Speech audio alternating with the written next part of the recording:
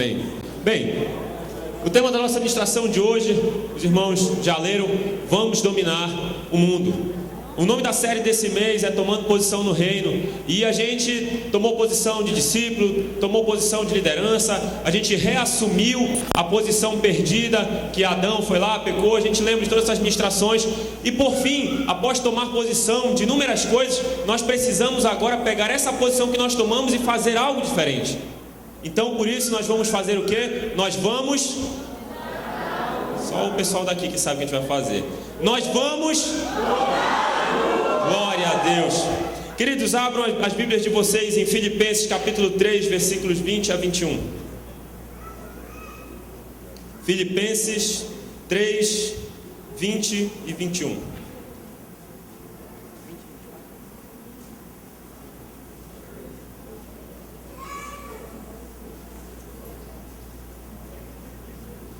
Além do fato de nós tomarmos posição, que eu tenho certeza que você é uma pessoa posicionada já, nessa noite nós vamos ver 3 pontos a mais que a gente precisa ver em relação a como realmente dominar o mundo, de que forma a gente vai fazer isso, o que é um dominador, uma pessoa que é um dominador. Vamos lá, Filipenses 3, 20 a 21.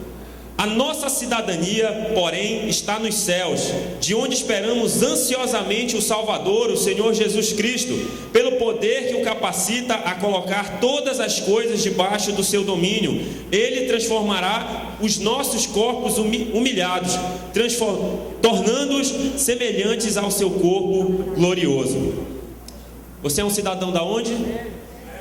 Dos céus, do reino de Deus. Você não é um cidadão brasileiro simplesmente. Você não é um cidadão que mora no bairro da Pedreira, ou seja lá qual é o bairro que você mora. Você é um cidadão do reino de Deus. E olha só o que a palavra de Deus fala, que o Senhor Jesus, ele tem um poder que ele coloca debaixo dele o domínio das coisas. E nós vamos falar sobre o quê? Que nós vamos dominar o mundo. Nós de nós mesmos não somos nada, mas aquele que está em nós está acima de tudo. Então por isso, se nós assumirmos a identidade como cristãos de fato, se assumirmos a identidade que temos em Cristo, nós podemos sim dominar o mundo. O nosso primeiro ponto dessa noite é que o dominador, ele tem uma pátria. O dominador, ele precisa ter um lugar de origem. Ele precisa ter vindo de algum lugar. Quem foi que descobriu o Brasil? Ficou a dúvida grande. Misericórdia. Foi Pedro Álvares Cabral. Qual foi a nação que colonizou o Brasil? Portugal. Graças a Deus. O Enem foi hoje, não foi? Tomara que não tenha caído nada sobre isso na prova. Gente, Pedro Álvares Cabral foi aquele que descobriu, teoricamente, como diz um termo, o Brasil. E Portugal foi aquele país que colonizou o Brasil. Pedro Álvares Cabral tinha uma origem, ele vinha de algum lugar, ele tinha uma pátria. Qual é a sua pátria mesmo? De onde você vem? Da onde? Ah, pensava que você ia falar do país do futebol. Não, você é um cidadão do reino de Deus. Você já tem uma pátria. Então, muitas vezes nós estamos precisando tomar posse disso de verdade. Nós estamos precisando compreender isso. É uma questão de cultura. Muitas pessoas chamam os cristãos de... Como é? Anticultura, sem cultura, contra a cultura. Na verdade, nós temos uma cultura.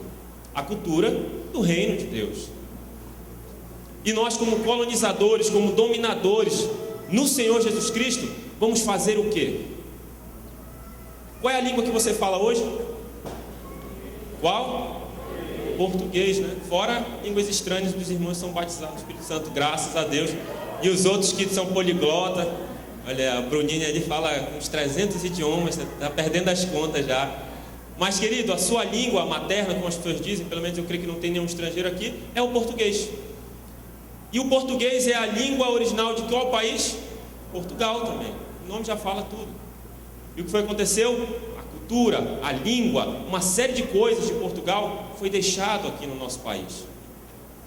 Você, como um dominador no Senhor Jesus Cristo, você é responsável por divulgar a sua cultura de um cristão para as pessoas. a fazer com que elas falem o seu linguajar e não você o delas, a fazer que elas adotem uma postura igual à sua e não você adotar a delas. É curioso quando ocorre um choque de cultura, né? Até mesmo dentro do próprio país. Tem gente que chega aqui em Belém, aí vai num lugar de comida típica, deixa eu ver o que é que eu vou comer. Tacacá, que troço é esse? Rapaz, esse negócio é baba de boi que está boiando aí em cima, esse negócio estranho aí, esse negócio transparente? Que troço amarelo é esse? Que tal esse desse jambu que pipoca a boca todinha? Aí vai para maniçoba, é pior ainda, né? Eu, quando era criança, então, não comia maniçoba, porque quando eu olhava para aquilo, eu assemelhava aquela águazinha que corre nessa valetazinha assim na rua. Aí eu olhava, meu Deus, vai ter maniçoba na pizza do amor hoje? Não, no cachorro-quente? Vai ter? Não, que bom, o pessoal não ficar com nojo hoje. Mas é muito gostoso. E assim como as pessoas vão para outro lugar, e também veem outras coisas. Não é a cultura delas. Até às vezes acabam passando algumas vergonhas por causa disso. Que nem você chegar na Bahia, você dizer, eu quero um caruru, a mulher vai perguntar, você quer quente ou frio? Você vai dizer, eu não como comida gelada, eu quero quente. Aí a mulher vai fazer o quê? Taca pimenta em cima, meu amigo. Aí você vai fazer a sua boca ficar gelada, depois de tanta água você vai ter que beber. É uma questão cultural também.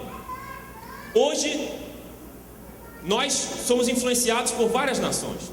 Se você for em cada região do país, cada um fala de um jeito, tem um jeito diferente. Nós nessa semana passada, estávamos numa conferência. Tem gente para um lado falando barbaridade de tchê, e tem outro lado falando tosh, mais três. É uma questão cultura, é uma questão mesmo do que foi influenciado, quem estava lá, quem fez, quem falou, quem ensinou, quais foram os valores que foram passados. Eu tenho um amigo. Na verdade, já não tem nem mais como estar em contato assim com ele, não sei, pela internet, que ele voltou para o país de origem dele, Cabo Verde. E ele foi um divulgador da cultura dele para mim. Ele chegou certa vez para conversar comigo e falou, Davis, eu quero te levar, é que o pai também foi colônia em Portugal, eu quero te levar na minha casa para tu comeres uma cachupa. Que rapaz, cachupa?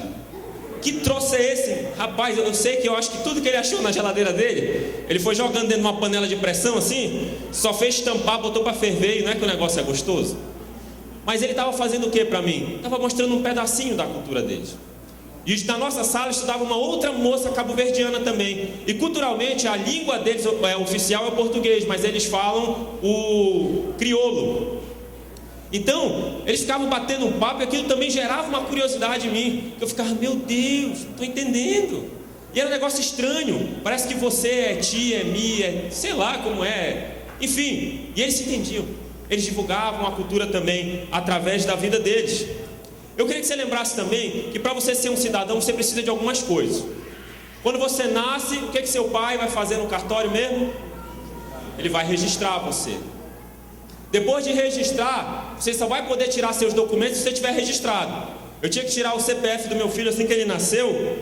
CPF não, fui fazer o plano de saúde, só podia fazer se tivesse CPF. Ou seja, um documento vai dependendo do outro. E se você chegar lá e tentar tirar sua identidade sem a certidão de nascimento, acontece a pior coisa que a pessoa vai dizer: você passou 3 horas aqui nessa fila, mas eu preciso lhe dizer que você vai ter que voltar outro dia.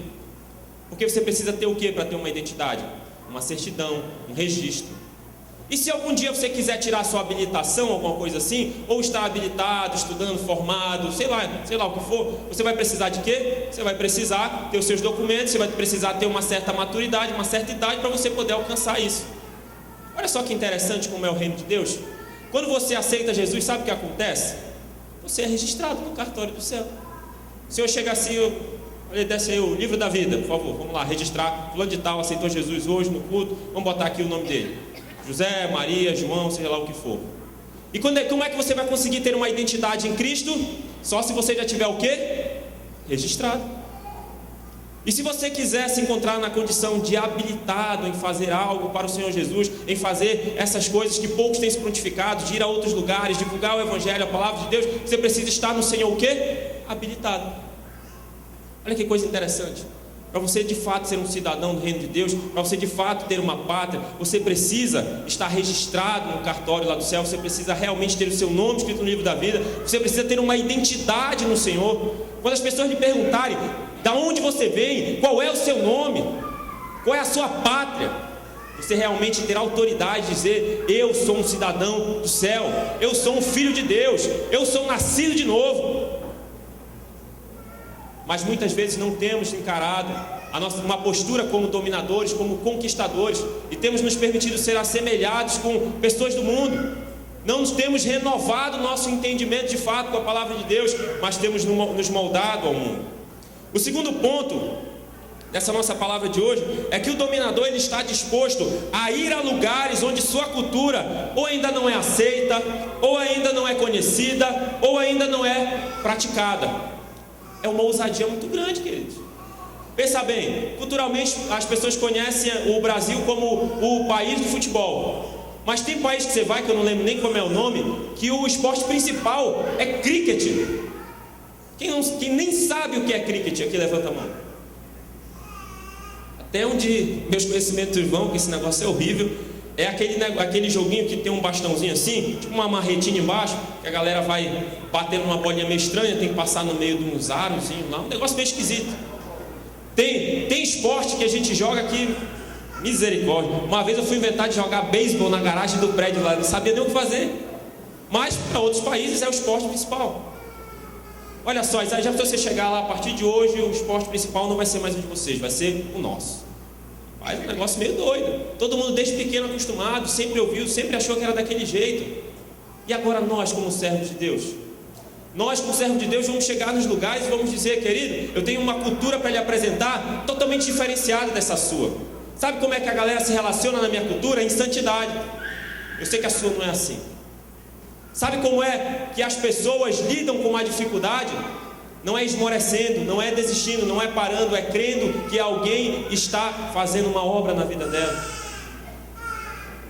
Nós somos chamados pelo Senhor a ir aos lugares, a lugares onde a nossa cultura ainda não é aceita, onde ela não é compreendida, onde ela não é praticada. Agora, o que o Senhor quer de nós? Como então que as pessoas conhecerão? Como elas aceitarão? Como elas praticarão? Vamos à resposta. Conhecerão se houver quem ensine. Aceitarão se houver quem viva aquilo que ensina. E praticarão se houver quem mostre quais são os benefícios de viver aquilo que ensina. Olha só que interessante. Tudo começa com você sabendo dizer qual é a razão da sua fé. Depois disso, além de você só falar, só ser de boca, você ainda vai fazer o quê? Praticar. E depois disso, a pessoa vai olhar para a sua vida, vai ficar confrontada, vai querer mais de Deus. E o que é que você vai fazer? Além de tudo isso, você vai mostrar para ela o quão maravilhoso é servir ao Senhor Jesus. O problema é que muitos de nós, às vezes, estamos achando que é um fardo servir ao Senhor, que é pesado demais. A graça dele nos basta, querido. E servir ao Senhor é a melhor coisa que nós podemos fazer na nossa vida. E nós somos os divulgadores dessa cultura. Nós somos aqueles que fomos chamados a estar na nossa universidade, onde pessoas ainda não aceitaram Jesus, a estar na nossa vizinhança, onde tem pessoas que ainda não compreendem o que é o Evangelho, e sermos aqueles que são os divulgadores, os que ensinam, os que praticam, os que mostram quão maravilhoso é servir ao Senhor. O Senhor tem chamado a mim e a você para fazermos a diferença nessa geração. Por fim, o dominador é aquele que deixa uma marca. Quando o país, uma ou várias, né? Quando o nosso país foi colonizado por Portugal, tudo bem, aconteceu toda aquela situação, houve a independência, mas ainda assim, nós, querendo ou não, ainda temos marcas de Portugal. Coisas relacionadas a tradições, coisas relacionadas a eventos, a própria igreja, que é tida como, até então, né, como a igreja do país, né, que as pessoas conhecem, é a igreja católica. A língua que nós falamos é o português. Eles deixaram uma marca. E nós temos sido convocados pelo Senhor para deixarmos a nossa marca também. Querido, talvez aquela pessoa que você está investindo, orando, conversando lá no seu trabalho, na sua universidade, na escola, seja lá onde for, talvez ela não vai se converter agora, mas pelo menos você, como um dominador do Senhor, você vai deixar uma marca na vida dela. Eu tive vários amigos que durante esse tempo já de vida cristã conviviam comigo e tinham uma boca muito suja, viviam falando imoralidade. Talvez hoje não estejam nem convertidos, mas fizeram toda a questão de chegar e dizer para mim: David, depois que eu comecei a andar contigo, eu parei de falar aquelas coisas, aquelas palavras imundas e tudo mais. Isso é deixar uma marca. Qual é a marca que você tem deixado na nossa geração? Daqui a não muito tempo nós teremos uma série de ministrações também falando sobre marcar a nossa geração. Nós também teremos a nossa festa de multiplicação, nossa conferência com esse tema também. Mas não adianta nada nós pularmos, vestimos uma camisa, dizendo que nós marcamos a geração, mas de fato a nossa vida não tem sido isso. O Senhor tem nos chamado a fazer a diferença, a realmente aonde passar as pessoas olharem para a nossa vida e dizerem: aí vai um servo, aí vai uma serva de Deus, aí vai um referencial para a minha vida, aí vai alguém que teme ao Senhor, que busca ao Senhor, independente das circunstâncias. Olhe para o seu vizinho e diga: o Senhor tem nos chamado para dominar. Fala mais forte que eu quero ouvir também. Glória a Deus. A cultura que o homem tem tentado nos ensinar, ela é passageira, ela é transitória. A cultura do reino de Deus, ela tem valores eternos. Enquanto o seu amigo lá, seu amigo não é amigo de verdade, enquanto aquela pessoa está tentando trazer engano sobre a sua vida, dizendo: cheira mais um pouco, bebe mais uma, vamos para a farra, vamos fazer isso, está tentando lhe ensinar isso tudo vai passar. Mas nós estamos sendo chamados para divulgar valores eternos, a vivermos valores eternos. O problema é que nós temos nos silenciado, porque nós temos nos deparado em algumas situações com dificuldades que o mundo tem colocado na nossa frente, dizendo: não, esse daí nunca vai se converter, nem perde teu tempo, tu vai passar vergonha. Hoje mesmo, na volta para Belém, eu fui confrontado. Eu simplesmente olhei para o lado, né? E aí tinha um irmão lá, estava lendo um livro, discipulado 1 a 1. E aí o cara do lado dele deu uma cutucada assim e falou: você é evangélico? Aí, rapaz, essa era a pergunta que o cara estava esperando. Quando ele fez essa pergunta, foi a viagem de Santarém a Belém, evangelizando, cara. Mostrando mesmo, mas abrindo a Bíblia assim, sabe? Tendo conhecimento do que falava. E Efésios diz isso, e Gálatas diz isso, e 1 João, e 2 João, e João fala isso, aquilo outro. Eu saí do avião junto com aquele outro rapaz, e eu ouvi do começo ao fim. Aquele cara não aceitou Jesus naquela hora, mas uma marca ficou na vida dele. Quando eu olhei para ele, os olhos dele estavam vermelhos, ele estava refletindo, pensando e dizendo: não, mas eu tenho muitos pecados. E o cara dizendo: mas a graça de Deus supera tudo isso, o sacrifício de Jesus está acima de todas essas coisas. E o cara sempre tentando justificar, e o outro sempre dizendo que o Senhor tinha algo poderoso na vida dele. O Senhor tem nos chamado para fazer a diferença. Amém. Não podemos mais nos calar, queridos. Se queremos dominar o mundo, nós temos que estar dispostos a divulgar a palavra de Deus aonde quer que seja. De preferência que não seja com palavras, mas com a nossa vida, com a nossa atitude. E se for necessário, fale alguma coisa. O Senhor tem nos chamado para um novo tempo. Ele é um Deus maravilhoso. Ele é a razão da minha e da sua vida. Ele nos chamou e nos permitiu que estivéssemos aqui hoje, porque Ele tem um plano de salvação na vida de outras pessoas, na vida do seu pai que ainda não conhece a Jesus, na vida da sua mãe que ainda não conhece a Jesus, seu vizinho, seu irmão, aquelas pessoas que são próximas de você. E você não foi arrebatado para o céu quando você aceitou a Jesus, porque Ele tinha um plano a cumprir através da sua vida também. Muitas almas o Senhor tem colocado ao nosso redor. E é assim que nós marcaremos a nossa geração. Aqui a grande maioria das pessoas são jovens e devem estar lembrados daquele joguinho chamado War. Se não me falha a memória, para você ir dominando aquelas regiões, os continentes, você precisa estar o quê? Indo passo a passo. Sabe quem são aqueles que vão sair aqui deste lugar e vão para a África, para a Ásia, para os outros lugares, abrir igrejas em nome do Senhor Jesus? São aqueles que entendem que primeiro eles vão começar a abrir igreja onde? Do lado da casa deles, uma célula, na sua vizinhança, na casa do seu primo, do seu tio. E eles vão compreender que o Senhor tem um chamado, sim, mas não vão pular etapas. O Senhor tem nos chamado para fazer coisas simples. Nós é quem complicamos tudo. Pessoas têm se perdido ao nosso lado porque não temos vestido a camisa de fato, dizendo: eu vou marcar a minha geração. Mas nessa noite eu quero convidar você para se colocar de pé nessa hora, como alguém que de fato vai vestir a camisa, vai fazer a diferença, de fato vai marcar a sua geração. Com essa animação toda, não vai marcar nem outro lado da rua. Glória a Deus.